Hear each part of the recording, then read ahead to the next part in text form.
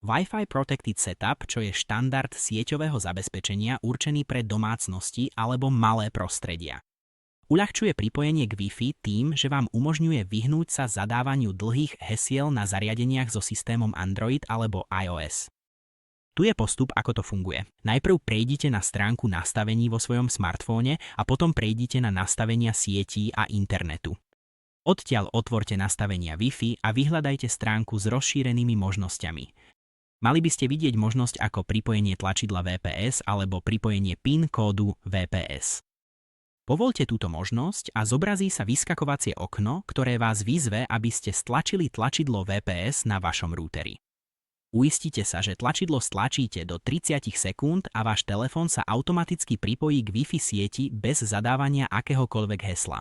Majte na pamäti, že niektoré zariadenia nemusia podporovať VPS. Ak je to tak, existujú aj iné spôsoby, ako sa pripojiť k Wi-Fi bez hesla, ktoré si môžete preskúmať samostatne. A to je všetko.